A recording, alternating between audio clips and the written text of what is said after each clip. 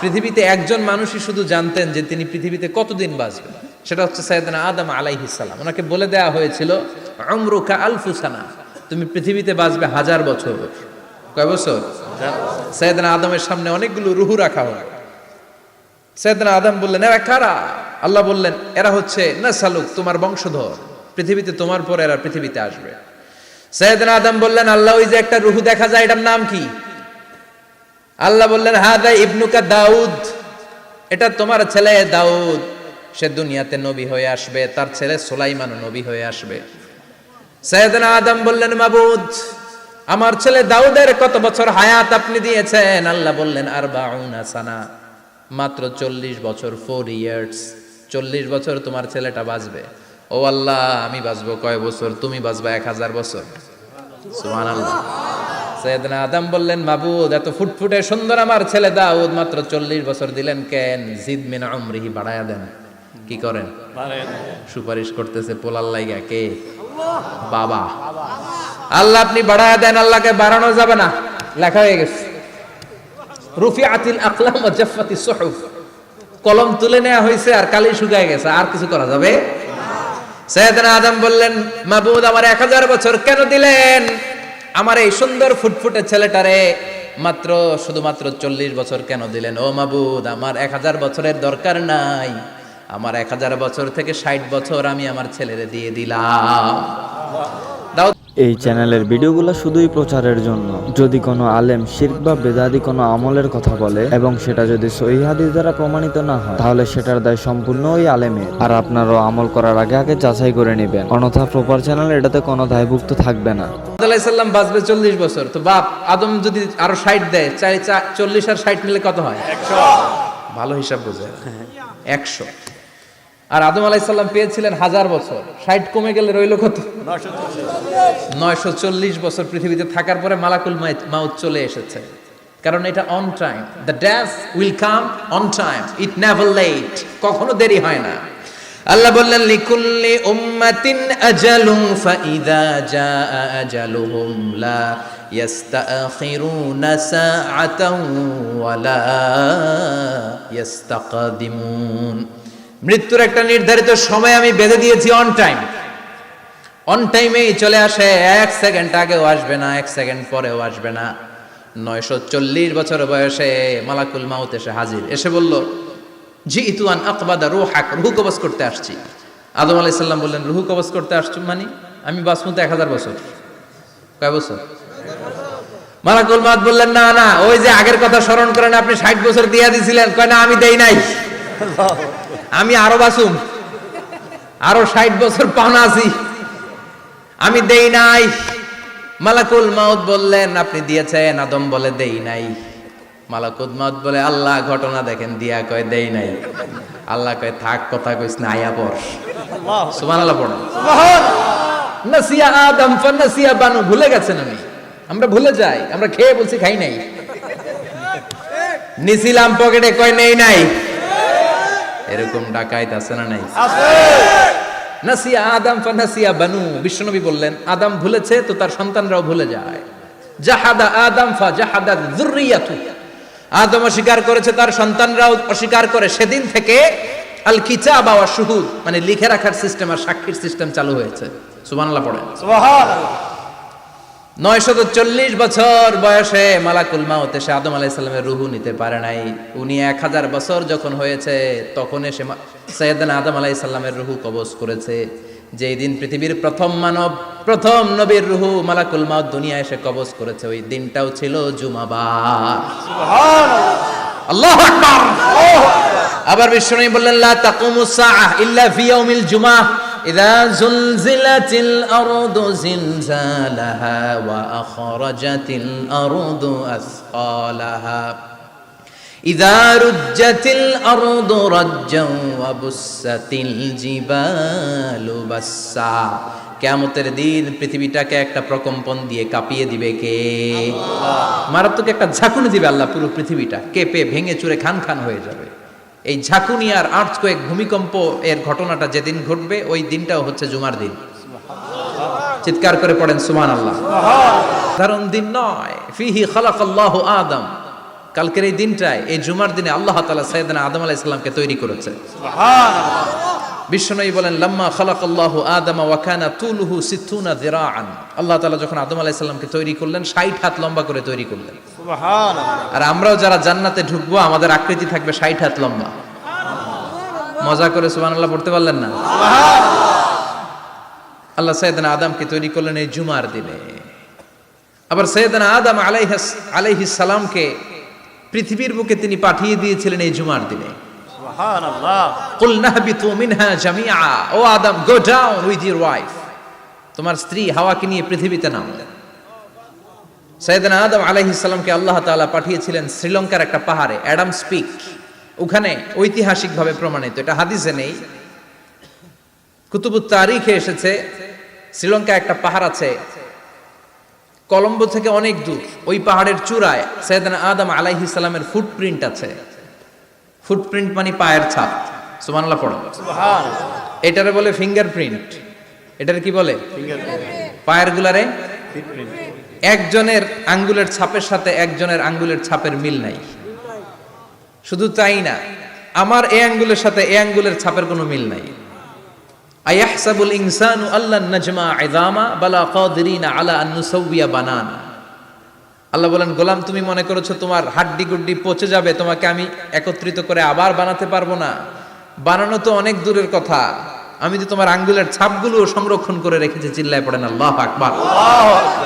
1880 সালে sir Francis গাল্টন নামে একজন বিজ্ঞানী, তিনি আবিষ্কার করেছেন যে আমাদের আঙ্গুলের ছাপগুলো আলাদা, ফিঙ্গারপ্রিন্ট আলাদা। এই 10টা আঙ্গুলের একটার সাথে আরেকটার কোনো মিল নাই।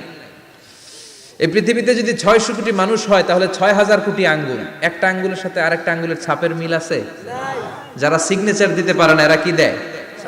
টিপসই দেয়। সুবহানাল্লাহ। সুবহানাল্লাহ। কি ম্যাজিক আল্লাহ আঙ্গুলে রেখে দিয়েছে, একটা আঙ্গুলের ছাপের সাথে আরেকটা আঙ্গুলের ছাপের মিল নাই। এখন এই বায়োমেট্রিক অথেন্টিকেশনের জন্য অনেক জায়গায় দিতে হয়। ইমিগ্রেশন পাস করবেন, গিভ ইউর ফিঙ্গারপ্রিন্ট। ভিসা করবেন, Schengen visa, European visa, provide your fingerprint first. Canadian এম্বাসিতে গিয়েছিলাম, সব আঙ্গুলের আলাদা আলাদা ফিঙ্গারপ্রিন্ট রেখেছে। এখন এটা অথেন্টিকেশনের জন্য সিকিউরিটি পারপাস খুব গুরুত্বপূর্ণ। কিন্তু 1500 বছর আগে, 1880 মানে কি 200 বছর তো না, 200 বছর আগে বিজ্ঞানীরা আবিষ্কার করলো। 1500 বছর আগে সূরাতুল কিয়ামার ভিতরে ফিঙ্গারপ্রিন্টের কথা বলেছে কে? আল্লাহ। আর পায়েরটারে বলে ফুটপ্রিন্ট।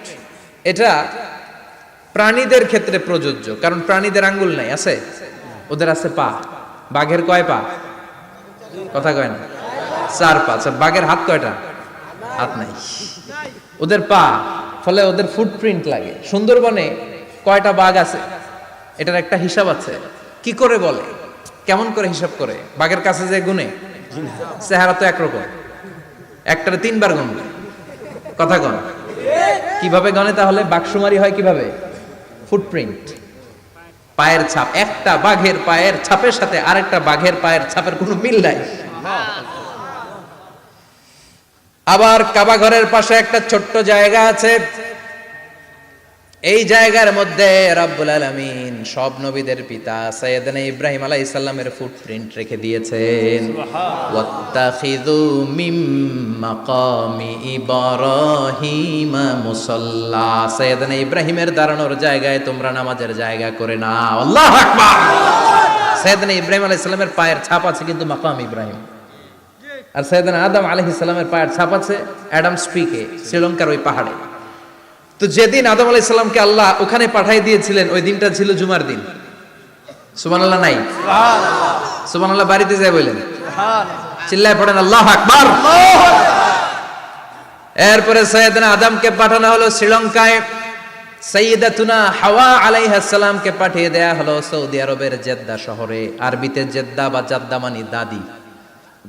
জেদ্দাতুন বা জাদ্দাতুন মানে কি? দাদি। হাওয়া আলাইহিস সালাম আমাদের সবার দাদি, ঠিক কিনা? ওনার নামে এই শহরের নাম। বছরের পর বছর সাইয়েদনা আদম আলাইহিস সালাম এবং হাওয়া আলাইহিস সালাম আল্লাহর কাছে ক্ষমা চাইলেন, আল্লাহ ভুল করে নিষিদ্ধ গাছের ফল খেয়েছি, তুমি মাফ করে দাও।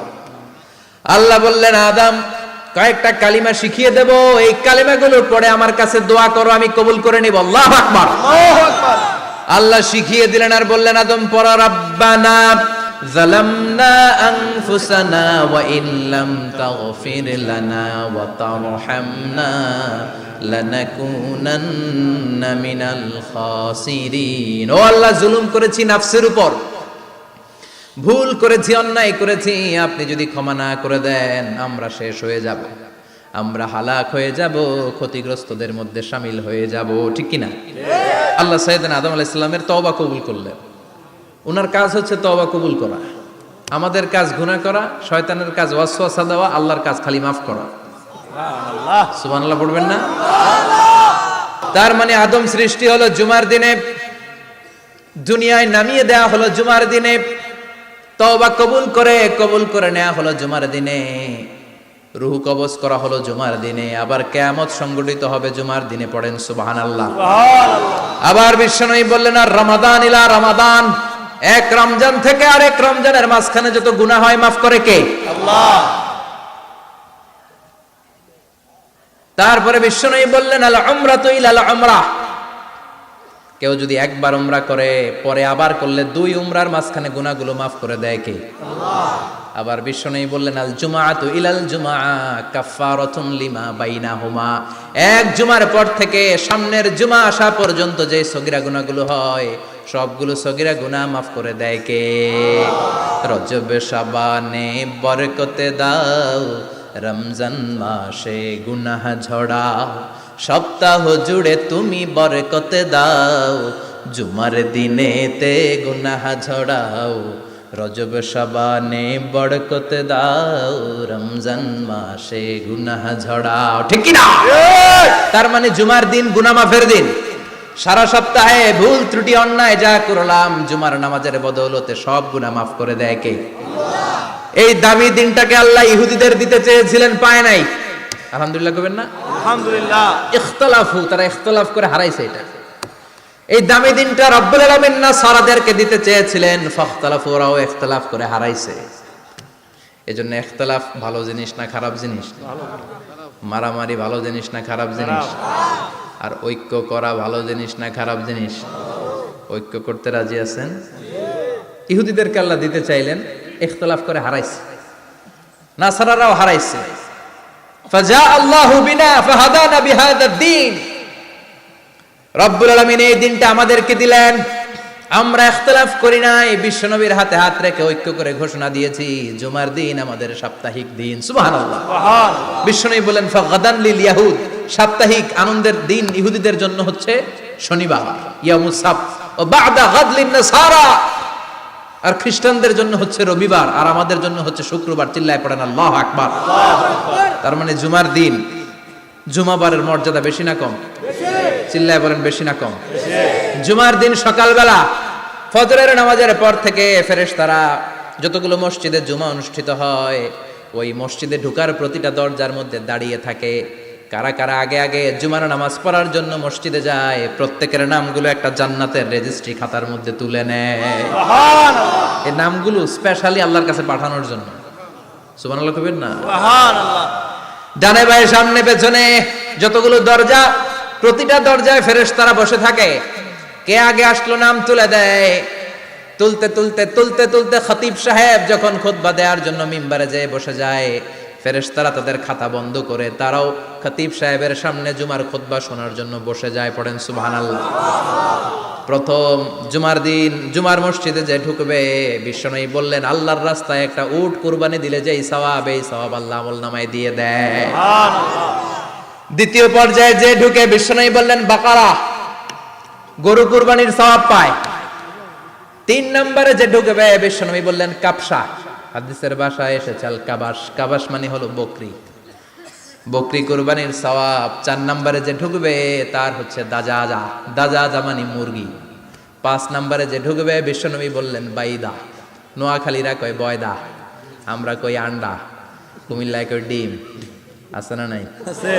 এক দেশের কত ভাষা, এক দেশের গালি আরেক দেশের বুলি। আমরা বলি ছেলে, কুষ্টিয়ায় বলে পুত্র, আরেক জায়গায় গেলে বলে হুত, আরেক জায়গায় গেলে বলে ফোয়া।